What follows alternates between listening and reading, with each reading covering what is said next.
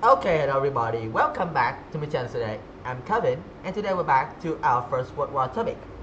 So, in the first topic, in the last topic, we already talked about the glory and the bitterness of the soldiers when they come home.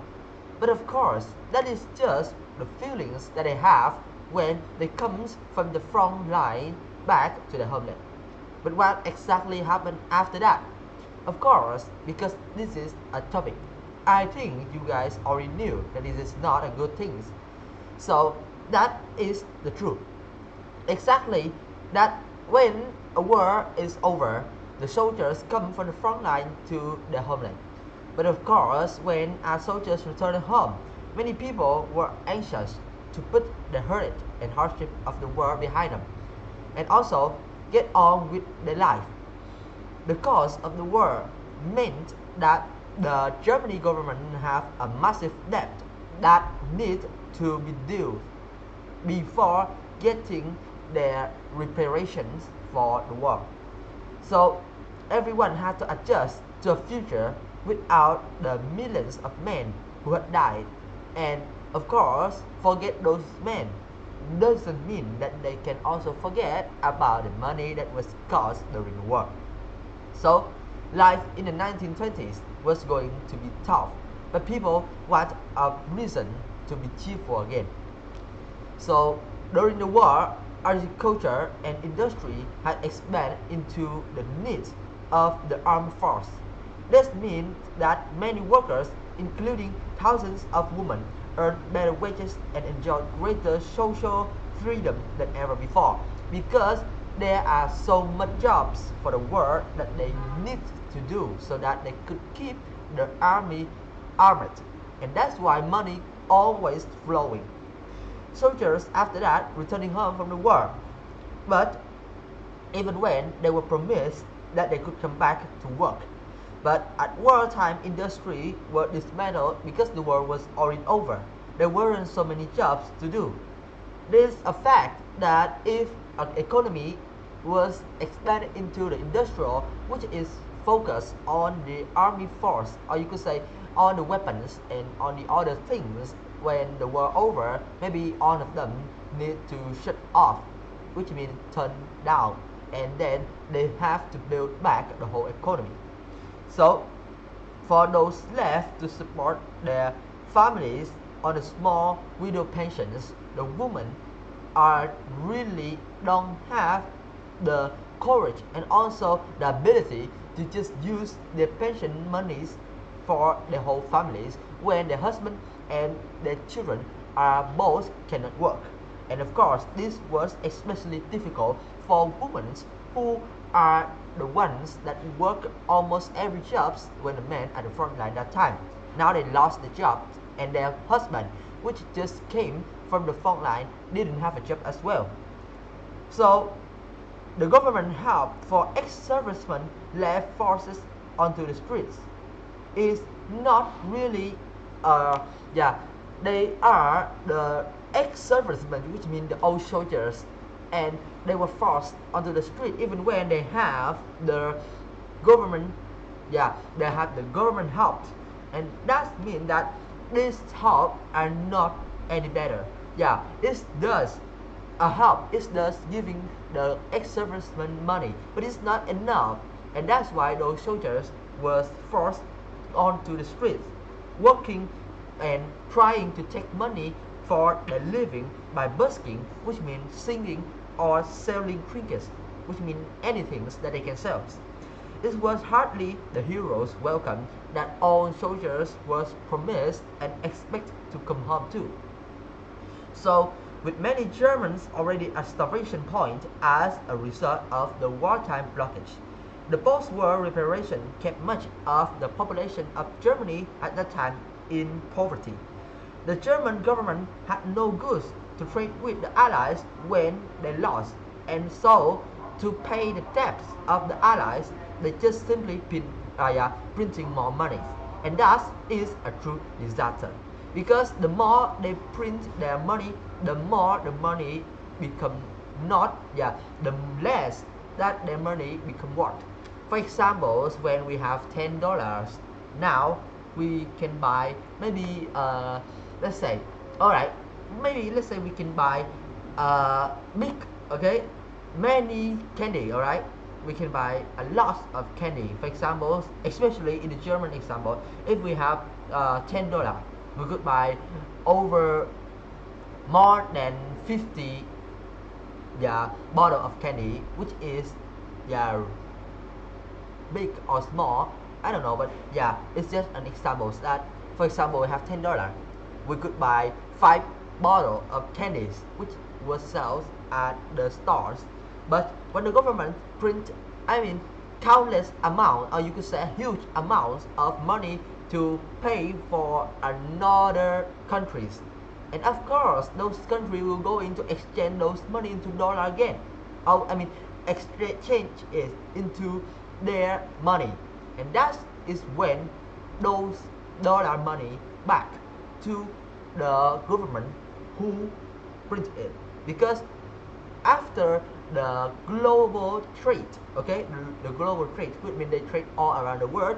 After all, the money is there and it's going to flow back to where it's become, it's to where it came from, and that's why even when that the government print money for the another nations, but of course their own money is become less and less worth as well. And of course, as I said in the examples of, if you have $10, you could buy 5 bottles of candies.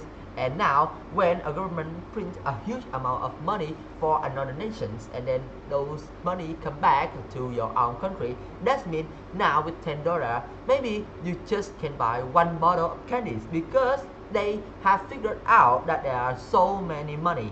For example, if we have $1 between 10 people, and those 10 people sell, I mean, like, selling goods with each other with just $10, so they cannot say $10 is a cheap one, but instead they will split it, they will go into exchange it into cent, for example 100 cent, and then they are say that, for example, for 20 cents we could buy something, for 50 cents we could buy something. But if there is $1 million, so maybe the price from cent could be up, could get higher and higher until it's become $1,000 or maybe $100, because the maximum amount of money increased, and so the price needs to increase as well, so that it could fit with the amount, because there is no way money can just stay in a place without moving or being used. And that's why the money, when it was printed more, so also its price and values also drop down more. Alright, so because of that, so the more money that Germany printed, the less it was worth, and this is now at hyperinflation. By the year of 1923, it was so bad that people suddenly found their life savings for the last whole years, or you could say for the last recent years before the war start now, weren't even enough to buy a loaf of bread, even when back then it was a lot of money that could keep them alive for a whole month. So gradually life became more prosperous, especially in America. Lessons learned from wartime industries, such as more efficient methods of mass production, helped the business to grow. And this is when everything started to get better. Consumers goods such as radios, refrigerator, or you could say the fridge, and also cars became cheaper and more widely available for the American people. Even in countries still struggling to recover from the war, young people want to have fun, jazz music, dance halls, cinemas, and revealing new clothes for women, so that they could do their own purpose. They could do their service on purpose, or just wearing for the famous, the fashion and the model. So after that, the Hollywood movie industry boomed in America as well. And because of the car, the industry, then such things as radios, the good industry, and then about the fashion, especially about the fashion for women, which I will say that this is where the time that the revealing clothes for women be in the okay, let's say that it was made out, and this is when the Hollywood movie industry boomed, and because of so many goods, new goods that was made and produced into the America, this time become known as the Roaring Twenties because it lasts for 20 years. So after the America grow up and development, the people of Europe soon gained the benefits of that. So in 1923, the US government arranged massive loans for Germany to help business and fund war reparations to the Allies because yeah, the America lent some loans, which mean monies for the German in exchange that they have to give those money back, and of course with some extra money to pay for the America when they give them loans. And also this happened because they just are growing too good. I mean the America growing too good, and they are too strong on their economy that they could easily help the German to deal with the Allies so that everything's being fine. And of course, instead of just with one country, America also let a lot of other country, a lot of other countries using the lines.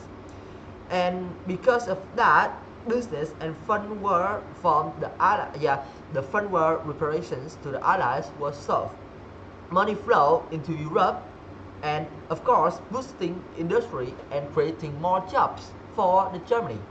This took people out of the problem of unemployment and helped them to repair war damage in their own countries. People began to feel things were getting better. And then, back a little bit in the 1929, the US stock market, based on Wall Street in New York, once crashed. Millions of people lost their investment, banks closed down, companies folded, and people lost their jobs. Families all across America abandoned their homes and went in search of work.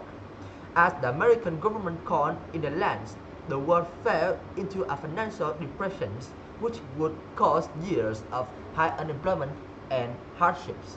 And of course, because they let the loans in the 1923, and then after 6 years they called those loans back.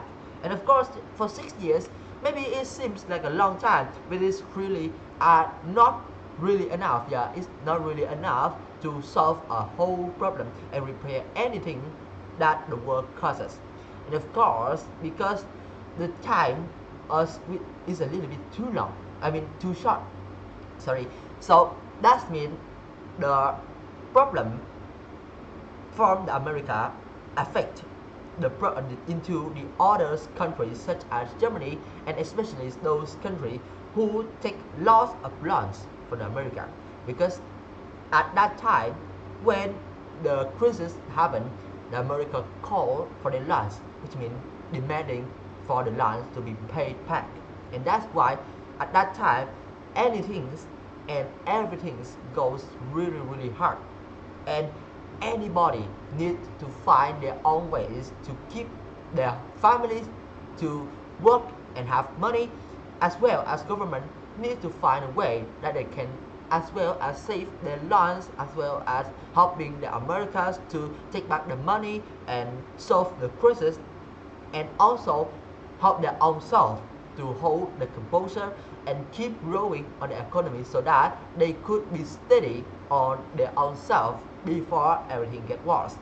Alright, so this is all I want to talk to you guys today about how the world changed.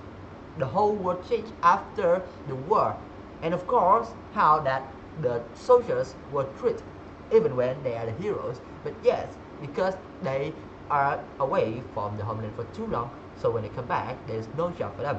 And this is also a small lessons that I think would be valuable, that at anything when you do something, remember that you need to give yourself a way back, which means also let yourself having another chance or another choice Don't just following anything. Instead, for example, instead of going for work and just fighting and fighting, sometimes you could try to learn about some things or remind of yourself about things that you were when you are still people who are not in the war. You still not a soldiers when you were still not a soldiers, and when you still work. Maybe sometime that's help you. Yeah, it's just an example, and of course it doesn't work. But yes, this is how the change of the world works. And if people cannot catch up with it, they are going to be kicked out. Alright, so that's all I want to talk to you guys today about the change world after the First World War. And I think it's also time for us to say goodbye because this video is a little bit too long. So see you in my next video. Bye bye.